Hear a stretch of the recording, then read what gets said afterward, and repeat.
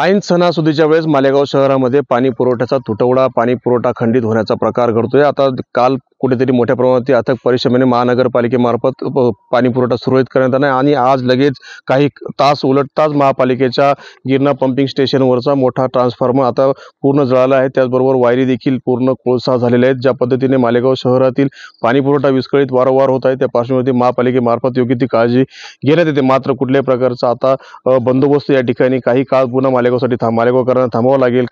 Stand by साठी असलेला transformer देखील आता महापालिकेकडे उपलब्ध नाहीये, परंतु असलेल्या विद्युत व्यवस्थेवरती किंवा दुरुस्ती करून ज्या पद्धतीने मालेगाव शहरामधील पाणी पुरवठा सुरळीत कसा करता येईल त्यासाठी आता मालेगाव महानगरपालिकेचे आयुक्त देखील आता त्या ठिकाणी आलेले आहेत। विद्युत अधीक्षक देखील या ठिकाणी आहेत। नेमकं काय प्रकार घडला, आधी आपण विद्युत अधीक्षक यांच्याशी बोलूयात। नेमकं काय सगळं प्रकार घडलेलं काय?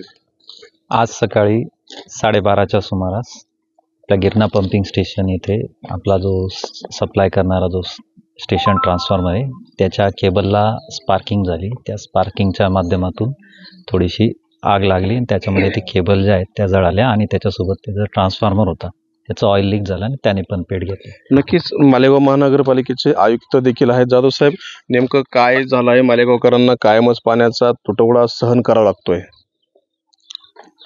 मालेगाव शहरामध्ये मागील 1 महिन्यापासून पाईपलाईन फुटण्याचे 1, 2 ते 3 प्रकार झालेले आहे। पहिला प्रकार झाल्यानंतर दुसऱ्या वेळेस महानगरपालिकेकडून स्वतःहून एक पाईप बदलण्यात आला, त्यासाठी 2 दिवस पाणीपुरवठा बंद राहिला आणि तिसऱ्यांदा परवाच एक मालेगावच्या फ्लायओव्हरच्या खाली पाईपलाईन फुटून त्याची दुरुस्ती लगभग आता पूर्ण झालेली आहे।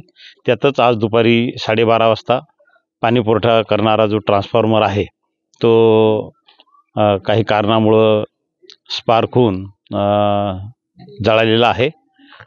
तथापि आपल्याकडं दुसरा ट्रान्सफॉर्मर स्टँड बाय आहे, परंतु या दोन्ही ट्रान्सफॉर्मरची जी केबल आहे ती कॉमन एका डक्टमधून गेलेली आहे। ते दोन्ही केबल काही प्रमाणात जळालेले आहे। साधारण किती दिवस किती वेळ या दुरुस्तीला लागेल? मला माहिती दुपारी 12:30ला झाल्यानंतर लगेच 1 वाजता विद्युत निरीक्षक यांच्याकडून मिळाली। मी कोणत्या प्रकारची हानी आहे आणि कोणती मदत आपल्याला आवश्यक आहे त्या दृष्टीनं त्याचा आढावा घेतला आणि त्या अनुषंगानं आपल्याला जो स्टँड बाय ट्रान्सफॉर्मर आहे त्याचं ऑइल बदलणे आणि त्याची केबलिंगची व्यवस्था करणे, तर त्या अनुषंगानं मी नाशिक आणि धुळे इथं ताबडतोब संपर्क साधून तज्ज्ञ व्यक्तींना इथं बोलवून घेतलेलं आहे। साहित्यही थोड्याच वेळामध्ये आपल्यापर्यंत पोहोचणार आहे। साधारणतः एक 24 तासाच्या आत हा स्टँड बाय ट्रान्सफॉर्मर चालू होऊन विद्युत व्यवस्था सुरळीत होईल आणि पाणी पुरवठा करणं शक्य होईल।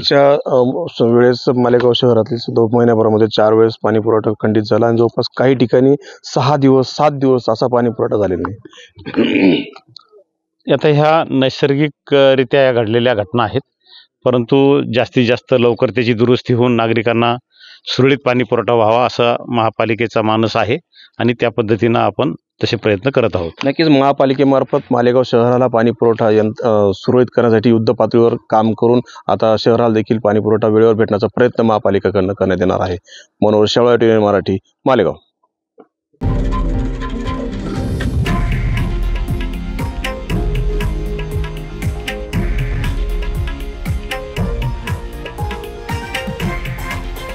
हे आहे देशातील नंबर 1 न्यूज नेटवर्क आणि आपण पाहत आहात TV9 मराठी, एकमेव।